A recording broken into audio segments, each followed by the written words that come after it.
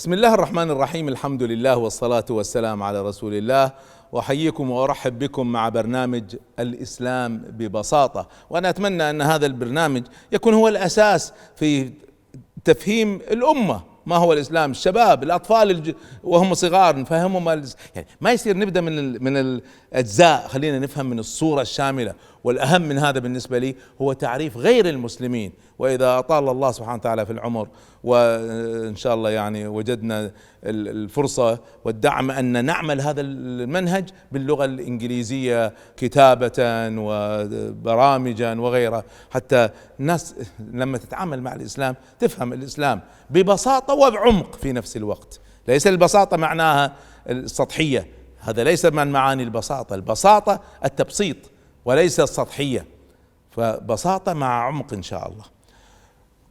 وأحدثكم كما ذكرت عن ثلاثة مسائل رئيسية: الإسلام والقرآن والرسول صلى الله عليه وسلم. نحن الآن في الجزء الأخير من الحديث عن الإسلام، وحدثتكم أن الإسلام فيه ثلاث جوانب: شريعة وأخلاق وإيمان. وحدثتكم عن أهداف الشريعة، مقاصد الشريعة، وأهداف الأخلاق واختلاف الأخلاق الإسلامية عن غيرها، ومقاصد الإيمان، ماذا وراء الإيمان من معرفة الله وتوحيده والتقرب إليه وإرضاءه واطمئنان القلب. الآن بعد ما عملنا كل هذه الشجرة لم تنتهي. ما هي أهداف هذه الأهداف أو هدف هذه الأهداف؟ يعني هذه أهداف الشريعة تحدثنا عنها وحدها، هذه أهداف الأخلاق تحدثنا عنها وحدها، هذه أهداف الإيمان تحدثنا عنها وحدها. ما الذي يجمع بينها؟ إذا شئتم أن نتأمل ما هو هدف الأهداف، فبالنسبة لي بعد التأمل الشديد هناك هدف عام، وهناك يعني هدف، خلينا نقول احنا عندنا في مصطلحات الإدارة نقول غاية ورؤية، في رؤية وفي غاية. الغاية هي المقاصد النهائية، والرؤية هي المقاصد بس على مدى بعيد، يعني على 20 سنة نقول نسميها رؤية، على 50-100 سنة نسميها غاية. فالإسلام له غاية تحتها أهداف، تحت الأهداف أهداف هذه الجوانب. إذن عندنا أهداف شريعة، أهداف أخلاق، أهداف إيمان، عندنا غاية تحتها أهداف. خلينا نلخص هذه الغاية وهذه الأهداف. الغاية الكبرى بالنسبة لي، وهذا كثير من الناس أبدأ أسألهم ما هي غاية الإسلام؟ ما هو هدف الإسلام؟ فيقول لك التوحيد. لا، التوحيد هذه هو هدف الإيمان. ما هو الهدف العام لكل شيء؟ الهدف العام هو فلاح الإنسان في الدنيا والآخرة. هذا هو فهمي للإسلام ببساطة. أولا هو فلاح الإنسان وليس فلاح المسلم. الإسلام ما جاء فقط للمسلمين، حتى الذي يرفض الإسلام، نحن نريد لهذا الإنسان الخير.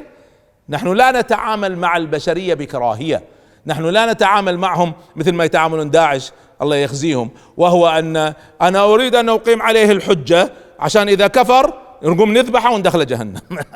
يا أخي لا تقيم عليه الحجة، يمكن ينجو يوم القيامة لأن ما حد أقام عليه الحجة. أرحم. احنا ما نتعامل مع الناس بكراهية، نحن نحب البشرية ونحب الخير بالبشرية.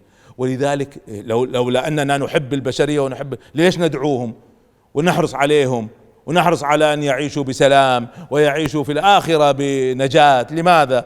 لأننا نحب البشر وعندنا رحمة وعندنا حرص عليهم وشفقة.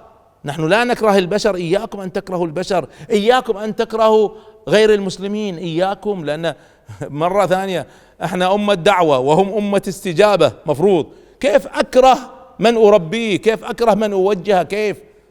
هذا مثل المدرس اللي يكره تلاميذه. ليش؟ لأنه مش شطار. يا أخي علمهم لما يصيروا شطار، تكرههم ليش؟ فنرجع. فالهدف العام هو فلاح الإنسان في الدنيا والآخرة. طب الإنسان إذا آمن وأخذ كل المقاصد راح يفلح في الدنيا والآخرة. طب إذا لم يؤمن مع ذلك نحن نريد له الفلاح على الأقل في الدنيا. يعني واحد غير مسلم يعيش تحت حكم الإسلام مفروض يعيش بسعادة وبهناء وبتعليم عالي وباقتصاد وفير وبعدل واحترام. هكذا كان يعيش غير المسلمين في المجتمع المسلم. اليوم لا مسلم ولا غير مسلم عايش لا بكرامة ولا بعزة ولا برحمة ولا دمروا بلادنا ودمروا تاريخنا ودمروا حضارتنا، سواء العلماء أو الحكام السيئين. فإذا احنا نريد أن نحيي هذه الحضارة الإسلامية من جديد، والحضارة الإسلامية هي ليست فقط للمسلمين، لكل الناس. نريد الخير للناس في الدنيا، والذي يؤمن سيحصل على الخير في الدنيا والآخرة. العودة سأعود بعدين للآخرة إن شاء الله، لها حديث خاص لأن لها منهجية خاصة. الآن نرجع. أنا كنت شوية دقيق، قلت فلاح الإنسان، ما قلت نجاح، ما قلت سعادة، قلت فلاح. وذلك حي على الفلاح، حي على الفلاح. طبعا السعادة هي نتيجة للفلاح، فمنهم شقي وسعيد طبعا، لكن الفلاح هو الهدف. ليش؟ شوفوا احفظوها جيدا، في فرق بين الشعور والحالة، في فرق بين الشعور والحالة. وفي على فكرة هذا بحث علمية جميلة جدا يعني، وكتبت أنا عنها في بعض المدونات، فإذا حبيتوا ترجعوا إليها. عندي مقال بعنوان الفرق بين الشعور والحالة. على كل حال باختصار شديد، المشاعر مؤقتة قصيرة المدى، الحالة قد تكون دائمة أو طويلة، قد لا تكون دائمة بس طويلة. يعني الشعور بالسعادة، واحد نجح في امتحان يشعر بسعادة، واحد نجا من حادث يشعر بسعادة، أو العكس الحزن، واحد مات له عزيز يشعر بالحزن. بس هذا الشعور هذا ما يستمر، فترة مؤقتة. طبعا في بعض الناس يقوم يتحول هذا الشعور عنده إلى حالة، فيصير حالة اكتئاب، حالة يعني كراهية، في غضب وفي كراهية. فالغضب هذا مؤقت، الكراهية قد تستمر، واحد يكره واحد هذه مستمرة، بينما الغضب يمكن أغضب على طفلي ولا كذا، هذا حالة مؤقتة. فالشعور مؤقت، الحالة هي الدائمة. فإحنا نريد الفلاح. ليش؟ لأن حالة أفلح، قد أفلح من زكاها. أفلح، أفلح يعني في كل الجوانب، وأفلح يعني باستمرار.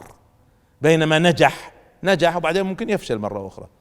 لذلك شوفوا حتى من المعاني الجميلة هنا في الحديث عن العلاقات الزوجية، الله سبحانه وتعالى ما قال وجعل بينهما حب ورحمة، قال مودة ورحمة. لأن الحب هذا قد في لحظات أشعر بحب زائد، أشعر بحب ناقص، يصعد وينزل. لكن المودة، الود الذي بيني، حتى لو زعلت عليها ولا زعلت علي، في شيء ود.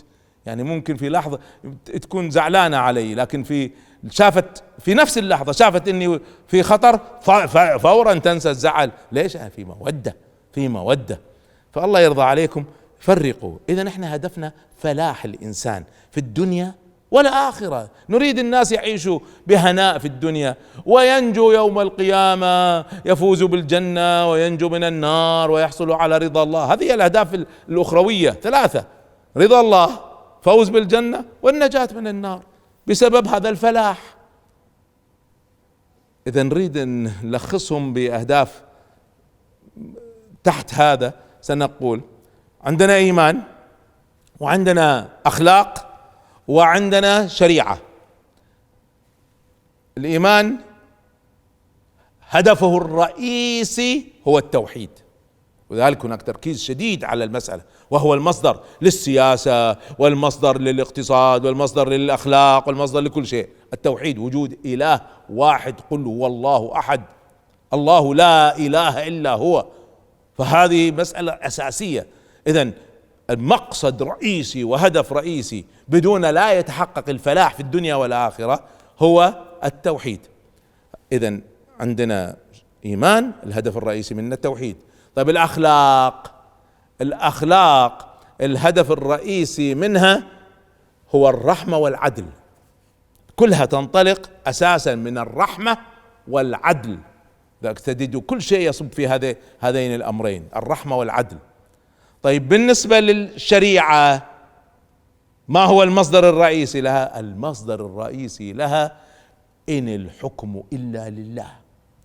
المصدر الرئيسي للتشريع هو الله عز وجل، وبعدين أعطانا منهجية إذا لم نجد حكم الله ماذا نفعل وكيف نفعل، لكن الأساس: وما كان لمؤمن ولا مؤمنة إذا قضى الله ورسوله أمرا أن يكون لهم الخيرة من أمرهم. ما في خيار، خلاص، ولا ما تكون مؤمن أصلا. يعني إذا لم تحكم الله أنت لست بمؤمن أصلا. أفغير دين الله يبغون؟ ما يصير دين هنا بمعنى الحكم، الأحكام، هذه ما يصير الدين بمعناه الشامل والدين بمعناه الأحكام، ما يصير، ما غير مقبول. إذن خلونا نلخص وننتهي من الجانب الأول وهو الإسلام. الإسلام له 3 جوانب: الإيمان والأخلاق والشريعة. الشريعة لها 3 جوانب: الضرورات والحاجيات والتحسينات.